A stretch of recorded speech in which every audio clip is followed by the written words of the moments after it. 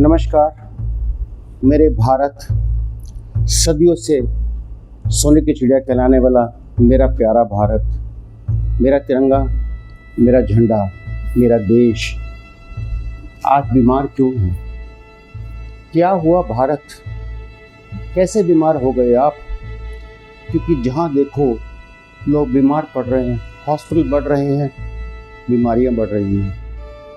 नदियाँ हो, गलियाँ हो, नालियाँ हो, सब में कचरा भरा हुआ है।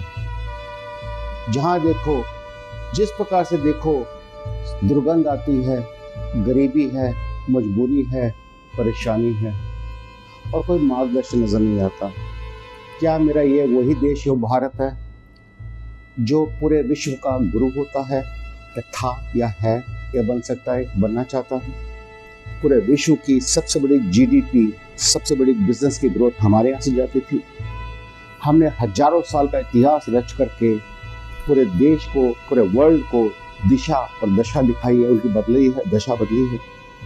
उस भारत के अंदर ये बीमारी, ये तकलीफ, ये परेशानी कैसे आ गई? गंदगी कैसे फैल गई?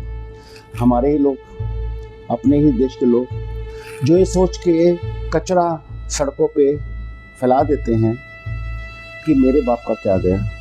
मैं आपको एक सिंपल सा एग्जांपल लेता हूँ सारे मैटर के अंदर, और ये आपके लिए सुनना बहुत जरूरी है कि पूरे भारत में हर रोज 26,000 टन प्लास्टिक रोड पर फेंक दिया जाता है, जला दिया जाता है। जो जलने से हार्मफुल गैसेस निकलते हैं, लंग्स में बैठ जाती हैं, लोग बीमार हो जाएंगे। और छोड़ने से 100-200 साल वो गलता नहीं है, और जब गलेगा तो टॉक्सिसिटी छोड़ देगा। और आप देखिए हमारी मेंटल ट्यूनिंग क्या है पता है? बचपन से अभी तक डस्ट, जैसे प्लास्टिक का पानी की बोतल हो, मिल्क के पाउच हो, सीमेंट का कवर हो, साड़ी का कवर हो, कोई भी चीज़ हो प्लास्टिक की, उसको उठाया, डस्टबिन फेंका। हमारी मेंटल ट्यूनिंग इसी प्रकार से है। कचरा फेंक दिया, रोड पर फेंक दिया, कहीं गली कलियान में फेंक दिया, पहाड़ों पर फेंक दिया, नदियों में फेंक दिया, कोई फर्क नहीं पड़ता, क्योंकि अल्टीमेटली हमारे को क्या लेना देना। दुर्भाग्य, बीमारी नहीं पड़ेगी तो क्या होगा?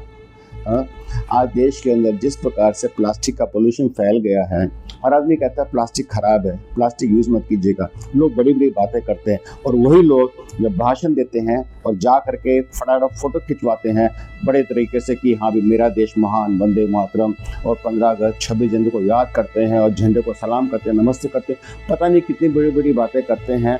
मैं कहता हूँ अगर आप इतने ही देशभक्त हैं, ना तो आप गोली खा सकते, ना आप टैंक उड़ा सकते, टैंक चला सकते, ना आप प्लेन उड़ा सकते, लेकिन एक कदम बढ़ा सकते हो स्वच्छता की तरफ, समृद्धि की तरफ, सुख की तरफ। कैसे? प्लास्टिक उठा करके। मैं सुशील अग्रवाल प्रण लेता हूं एक भारतीय होने के नाते, आज पूरे भारतवासी को जगा रहा हूं, मेरे भारत को मैला मत कीजिए, गंदा मत कीजिए। कर चुके। आज हम कहते हैं राम तेरी गंगा मैली हो गई, तो यमुना ही क्या, गंगा क्या, ऐसी कौन सी नदी किसको छोड़ा है? तो मैं एक इनिशिएटिव ले रहा हूँ। क्या? मेरे मिशन का नाम है ऑपरेशन शुद्धि। इस ऑपरेशन शुद्धि के तहत इस प्रकार के डस्टबिन्स हम ले करके भारत के अंदर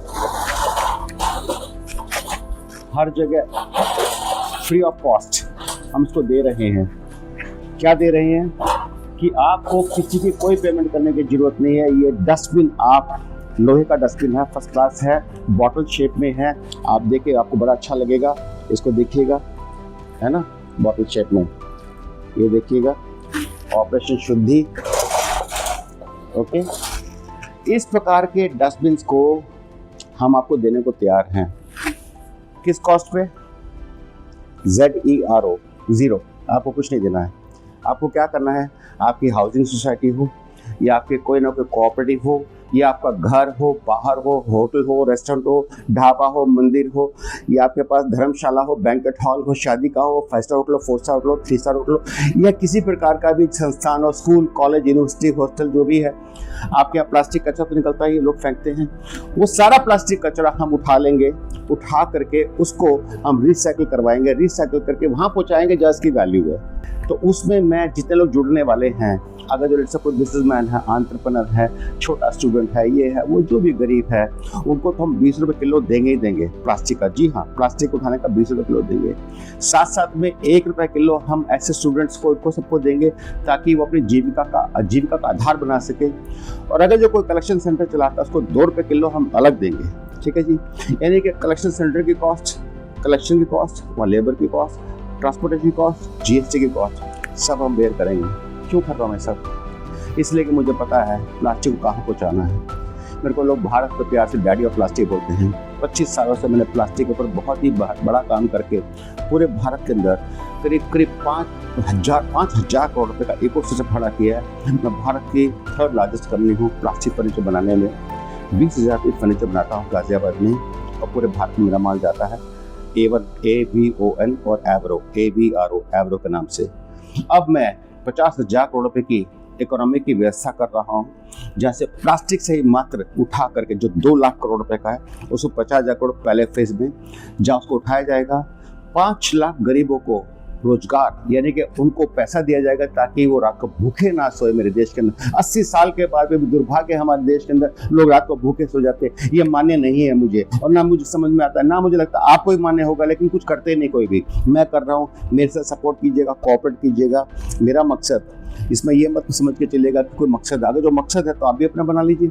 जिसके दिल में आता है कि हाँ भी सुशील अग्रवाल को कोई मकसद है, ठीक है, मैं मानता हूँ मेरा मकसद है, आप भी बना लीजिए। कोई मना तो नहीं कर रहा ना, आपके पास कोई ऐसे तो है नहीं कि चैलेंजेस की कमी है। ले लीजिए, कोई मुद्दा ले लीजिए, उसको काम कर लीजिएगा। मैं बहुत ईमानदारी के साथ अपनी ज़िंदगी के अंदर जो बचे कुछ दिन है, मेरे देश के नाम, भारत के नाम, मेरे खून का एक कतरा, मेरे पसीने की एक बूंद, मेरे समाज, मेरे देश के लिए।